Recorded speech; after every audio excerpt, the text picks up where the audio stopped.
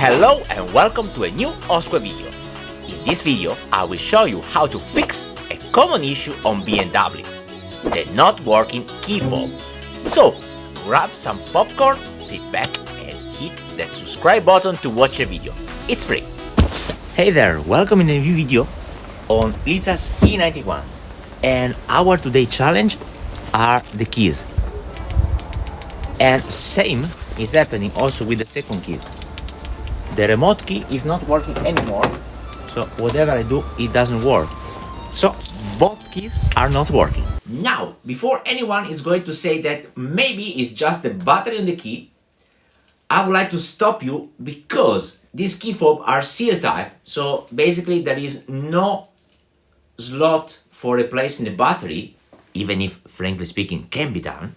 However, the fact that both of them have stopped to work simultaneously, well, it's quite weird. So, my suspect goes somewhere else. A simple unlock command actually involves several modules: the footwheel module, comfort access system, and the junction box. But what really catches my attention is the one receiving the signal, which in BMW is called the diversity antenna. Okay, let's start with something simple and let's see if we have any error logged in some of the modules that love us so much.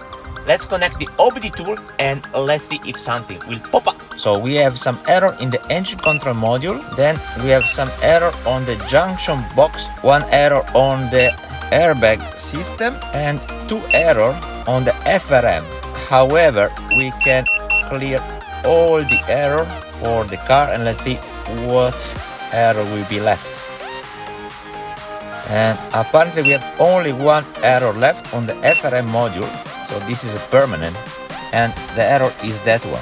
As such short circuit was caused by the taillight lamp, and I'm sure about it, I'm confident to say that we have no issue at all to any electronic module except the diversity antenna. Before we start to tearing the car apart, I think it's worth to make a quick check. By looking at the wiring diagram, we can find out which fuses are protecting our module. Things are getting a bit tricky here. It looks that there are three different wiring diagrams depending on the production month and year of the car.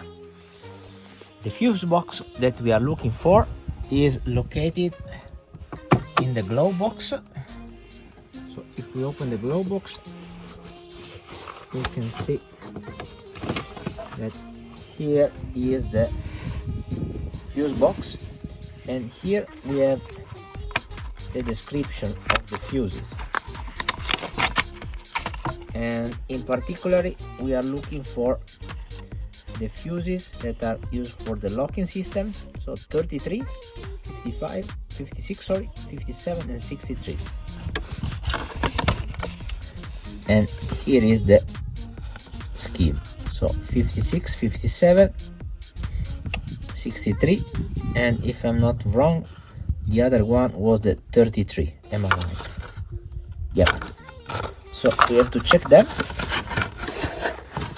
So it means that we have to check this one, this one, this one, and the 33. That is that one over there. I've checked all the fuses and they are all good, so problem is somewhere else. Let's start. Since the diversity antenna is located under the rear spoiler, well, we have to remove it. First, we have to take off the plastic caps, which on an 18-year-old car, well, it's easier said than done, but don't worry, they are just stubborn. Under the caps, we will find two T20 Torx screws on the sides and a 10mm nut in the center. Oops! We need also to remove these two.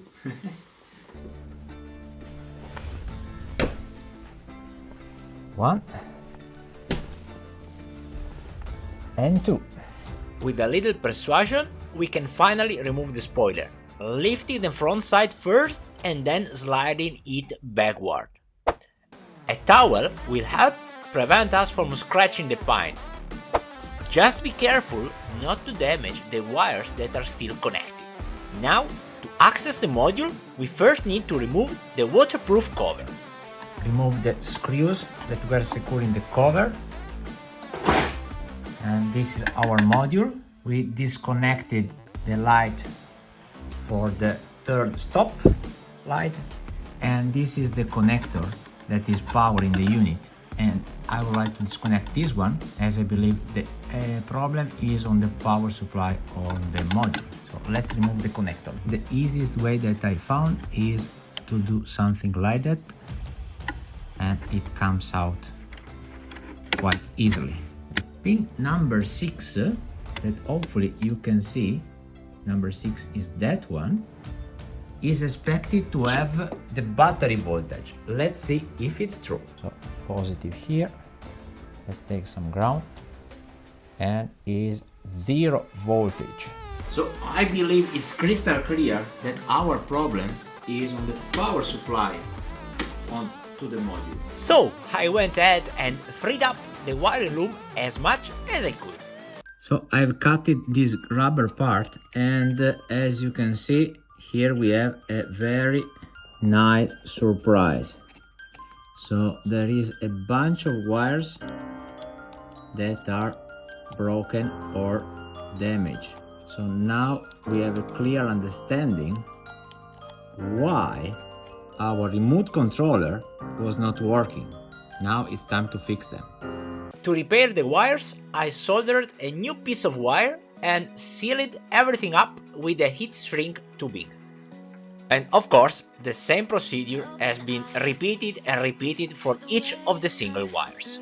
Alright, now all the wires have been fixed. Measuring again pin number 6. Let's see. Ta-da! Battery voltage. Then now is just a matter to reinstall everything we dismounted, and finger crossed, but I'm quite strongly believing we have fixed the problem. Let's move on. And to reinstall the rear spoiler, keep in mind that you have this tiny bracket here. So that means that when you reinstall, you have to push a bit in that direction first, and then so up in that direction and then pull down. And now the very last consideration. Have I to keep the key in that way, or shall I go back to have just the key fob working? Moment of the truth. Let's see. Let's see. Let's see. Will it work?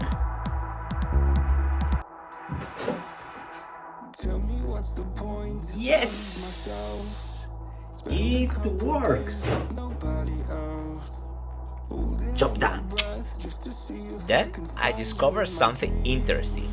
If you unlock the car with the mechanical key, the turn signal, the automatic turn signal flash, and the auto lock after you start to drive the car don't work.